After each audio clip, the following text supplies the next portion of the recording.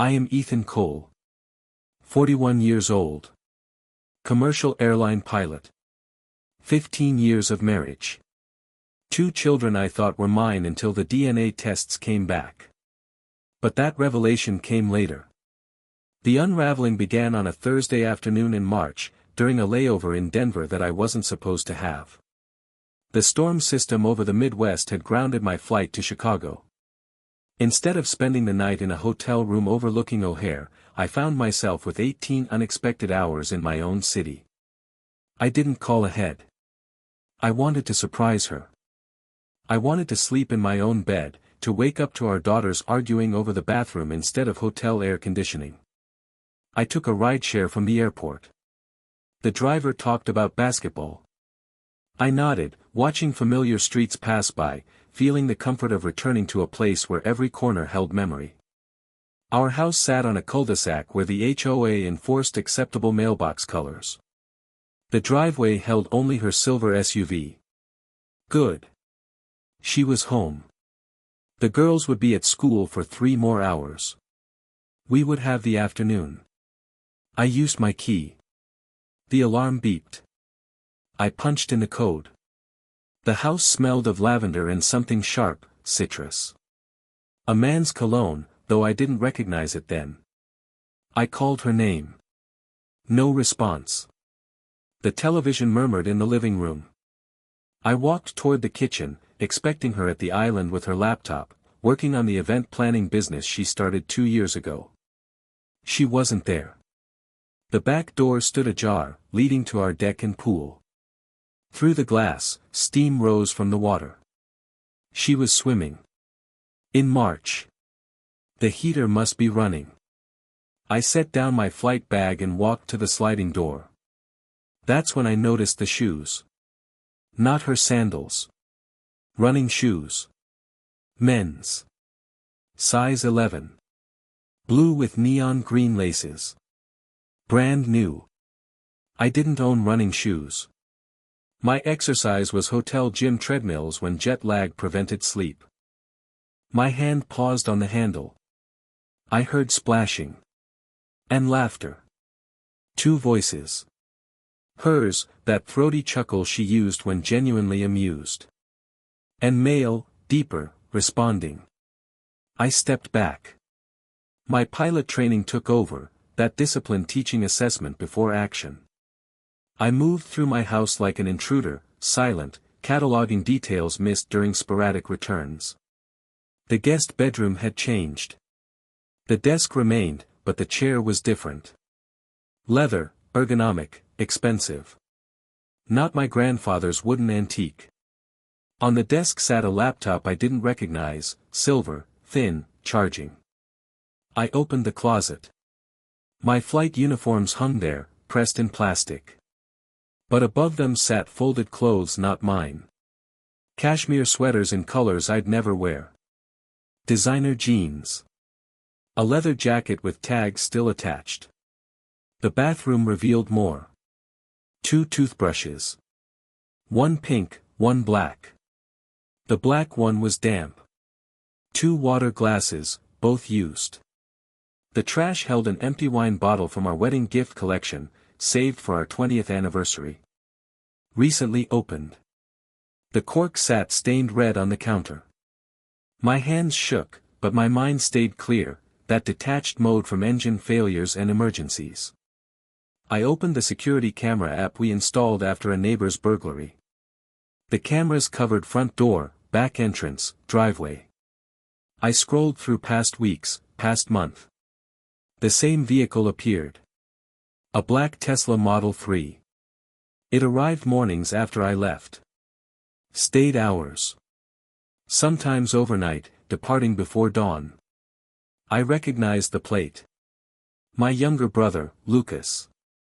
Lucas Cole. 36. Tech entrepreneur. The golden child who sold his first startup for 8 figures before 30, who spoke at conferences, who never married because he was too focused on his career and waiting for the right person. The right person had been my wife. I sat on our sofa, the one from our 2nd year of marriage, and watched footage. Tuesday, 9:15 a.m. I kissed her goodbye, drove away. Tuesday, 9:47 a.m. The Tesla arrived. Lucas emerged in workout clothes, carrying a bag. She met him at the door. They embraced 11 seconds. I counted. They kissed 7. Wednesday, 8:30 p.m. The girls at her mother's. I in a Phoenix hotel. Lucas arrived 9:15 p.m. Left 6:47 a.m. Thursday. Thursday, 10 a.m. Today. The Tesla sat in my driveway now, hidden in the guest space we never used. I stood. The shaking stopped, replaced by cold precision.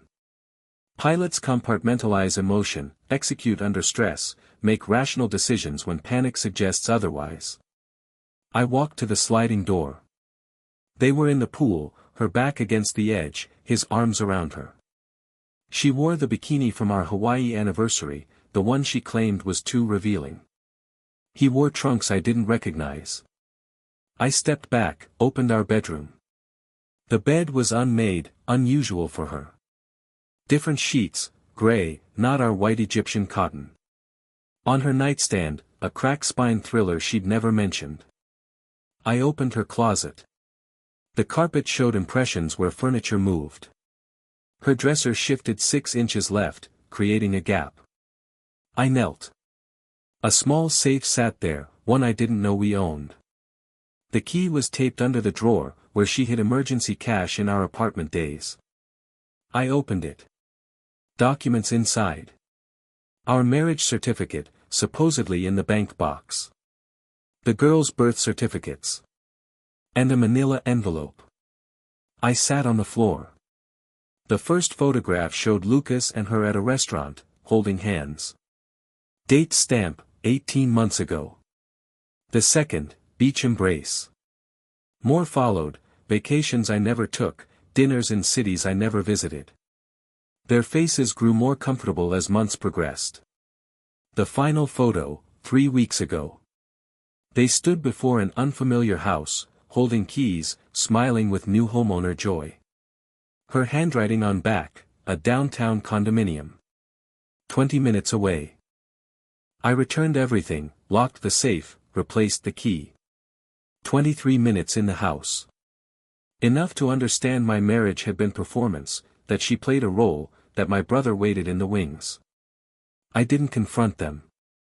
I walked out, sat in my car 10 minutes, breathing, planning. I am Ethan Cole. Commercial airline pilot. Methodical, patient, trained for crisis without emotional display. And I had discovered my life was fiction for at least 18 months. I drove to an airport hotel, checked in with my airline discount, opened my laptop. First, our joint accounts. Statements I'd ignored, trusting her with finances while I flew. The withdrawals were obvious. Regular transfers to unknown accounts. Cash withdrawals at ATMs near the downtown address. Payments to a storage facility I never visited. I called a private investigator online, highly rated for corporate and matrimonial cases. Explained my needs, documentation, proof, timeline. Hired him for a month, paid retainer with a credit card she didn't know I opened 6 months ago for contingencies. Then my attorney. Not our family lawyer for house and wills. A divorce specialist for complex cases with assets and custody. He instructed, document everything, don't confront, maintain normal behavior, prepare for the long game. I followed. I flew scheduled routes. Called home from hotels at expected times. Asked about the girls, her day, trivial details of our shared narrative. Listened to her voice, noting subtle changes when she mentioned busy schedule or work dinners. The investigator provided updates. Photos of Lucas entering the downtown condo. Travel records, San Francisco, New York, Miami, weekends when I flew international and she visited her sister. Credit statements for furniture, artwork, groceries for 2. 2 weeks after discovery, DNA test results arrived. I'd collected hair from the girls' brushes, sent to a lab with expedited processing. The report confirmed my suspicion. Neither child biologically mine. Lucas's genetic material. The photo timeline suggested he was involved before both conceptions. I sat with this 3 days. Flew to London and back, serving coffee at 30,000 feet while processing that the daughters I raised, loved, believed mine carried another man's genes. The rage came, not hot, but cold and crystalline. Diamond-hard determination that neither would benefit from their deception. I'd been used as provider, cover story, financial foundation for their secret family. Made a fool in the most fundamental way. I am Ethan Cole. I do not tolerate being made a fool. The next month, I prepared. Transferred funds from joint to separate accounts per attorney advice. Documented every asset, property, investment from 15 years of marriage. Prepared timelines of her infidelity, his involvement, their fraud. More discoveries. The downtown condo purchased from a joint account I funded exclusively. Furniture bought with my credit cards. Vacations charged to my accounts. I had financed my own betrayal. The investigator found wedding plans. Ceremony scheduled 6 months hence, Hawaii, the island where she and I honeymooned. Invitations designed. Venue booked. They intended to marry after the divorce I didn't know I was getting, after transitioning the girls to accept Lucas as father, after extracting me like a figure cut from a photograph. I let them plan. Let them believe deception remained intact. I flew my routes, played the oblivious husband trusting his wife, admiring his successful brother. The confrontation came Tuesday, 8 weeks after I watched them in my pool. Date chosen carefully, Lucas had a board meeting, she had a client presentation, girls at school until 3. I arrived at the downtown condo at 9 a.m. I'd obtained a key through methods I prefer not to detail. The doorman, recognizing me from investigator photos, assumed I belonged. Elevator to 12th floor. The door opened to modern, minimalist space, their shared aesthetic, never expressed during our marriage when she insisted on traditional furniture and warm colors. I walked to the bedroom. The closet held his clothes and hers, mixed intimately. The bathroom had 2 toiletry sets, brands from my house. His nightstand held a framed photo of 4 of them, Lucas, her, the girls. A family portrait. The one we never took because I was always flying. I sat in their living room and waited. At noon, the door opened. She entered first, grocery bags in hand, talking about her meeting. He followed, phone in hand, not looking up until he saw me in his designer chair. Silence lasted 5 seconds. I counted. I'd grown accustomed to counting, it maintained composure. She dropped the bags. Apples rolled across hardwood. Lucas's face cycled, shock, fear, calculation. He tried determining how much I knew, how to minimize damage, how to control an already escaped situation. I didn't stand. Didn't raise my voice. I spoke in my delay announcement tone, calm, professional, informative. I've been here 3 hours, I said. Nice place. I especially like your nightstand photograph. Family is important. She started speaking. I held up my hand, the gesture for quieting nervous first-class passengers during turbulence. Don't. I've heard enough these past 2 months to last a lifetime. I know about the affair. The condo. The wedding plans. The girls. Lucas stepped forward, assuming protective posture he believed he deserved. Ethan, we need to talk. We never meant to hurt you. Things just happened. I laughed, unplanned, but the absurdity, the cliché, the banality of his excuse after sophisticated deception struck me as genuinely funny. Things don't just happen, Lucas. People make choices. For 18 months, you chose daily to lie, betray, use me as financial resource while building your secret life. I stood, removed an envelope from my jacket, placed it on the coffee table. This is the divorce petition filed this morning. Documentation of your affair, fraudulent asset use for this property, and DNA results for children I believe mine. I removed a second envelope. Notification that I've frozen all joint accounts and placed liens on our marital home. No more of my money. I removed a third envelope. This is for your board of directors, Lucas. It outlines your ethical violations, company resource misuse for your affair, and potential liability. Includes photos, financial records, timeline of your business hour activities. Lucas went pale. He finally understood I wasn't the passive victim he'd assumed. That I'd been watching, documenting, preparing. You can't do this, he said. I'll fight it. Destroy you in court. I smiled. I've spoken with your major investors. They were very interested to learn their golden boy used corporate apartments for personal rendezvous, charged romantic vacations to company accounts. Your CFO reviews expenses now. Your position will be considerably less secure by end of business today. I turned to her. She'd sunk onto the sofa, face in hands, making sounds like crying or protest. I felt nothing. The love from 15 years died not at discovery, but in weeks of watching her continue deception, hearing her lie while I knew truth. The girls will be told truth, I said. Not by me. I've hired a child psychologist for age-appropriate explanation. You won't poison them against me, claim I abandoned them. My documentation ensures any history revision meets evidence. I walked to the door, paused at the handle. One more thing. The condo is technically in my name. I paid the down payment from a joint account I funded. I've listed it for sale. You have 30 days to vacate. I left them in the space built with my money and their deception. Took the elevator down, walked past the doorman, drove to the airport. I am Ethan Cole. Commercial airline pilot. A man who discovered his life was a lie and chose not to become one himself. The aftermath unfolded as planned. Lucas was removed from his company 3 days later. Investors, nervous about market conditions, used his ethical violations to terminate his contract and seize stock options. The golden boy became unemployed, reputation damaged in an industry valuing discretion. She fought the divorce, hired an aggressive attorney portraying me as absentee husband who drove her to seek comfort.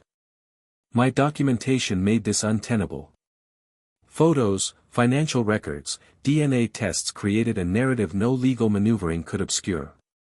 Divorce finalized in 6 months. I kept the marital home, sold immediately. Kept retirement accounts I funded. She received settlement representing her minimal contributions, minus the reclaimed condominium cost. The girls were harder. I'd loved them completely for 10 and 8 years. Learning they weren't biologically mine didn't erase love, but changed its character. I established an education trust so they wouldn't suffer for her choices. Arranged supervised visitation in neutral locations, maintaining genuine but bounded relationship, honest about limitations. They called me Ethan now, not Dad. Her doing, attempting to erase my role. I allowed it. Names matter less than presence, and I remained present in ways Lucas couldn't match. He disappeared from their lives shortly after confrontation, overwhelmed by career collapse and relationship failure. She and Lucas didn't marry. The Hawaii wedding was cancelled, deposits lost. Without my financial support, their relationship couldn't sustain their lifestyle. They fought, blamed each other for destroyed plans, separated within a year of my discovery. I rebuilt. Bought a smaller house near the airport, convenient for my schedule. Furnished simply, without 15 years of accumulated shared life. Learned to cook, manage finances, exist without the partnership I believed permanent. The flying helped. At 30,000 feet, the world simplifies. The horizon curves. Clouds pass beneath. Ground problems seem distant, manageable, part of larger patterns navigable by maintaining heading and trusting instruments. I am Ethan Cole. 42 now. Still a commercial airline pilot. Still methodical, patient, capable of handling crises without emotional display. I see her occasionally at school events for the girls. She has aged significantly, stress shows in her face, posture, desperate conversation quality with anyone who'll listen to her revised history. I see Lucas rarely. He left the city after losing his position, moved to the Pacific Northwest per family gossip. He sends occasional reconciliation messages through our parents. I ignore them. We aren't brothers anymore. We're men who shared genetics and childhood memories, nothing else. The girls are teenagers now. They understand, as much as anyone can, what happened. They've formed opinions of their mother, biological father, and me. I'm not their father by blood, but I'm the man who stayed, provided, maintained commitment even when its basis was revealed false. That matters. In the end, that matters more than genetics, deception, or discovery pain. I'm the man who didn't become bitter, who sought no revenge beyond justice, who built new life from old wreckage. I am Ethan Cole. I fly through atmosphere in metal tubes, carrying strangers to destinations, maintaining heading, trusting instruments, navigating by stars visible when cabin lights dim and the world becomes infinite. The betrayal is behind me. The lesson remains. Trust, once broken, cannot be repaired. But life continues. I continue with it, wiser, harder, but not broken. Never broken. I am Ethan Cole. And I am exactly where I need to be.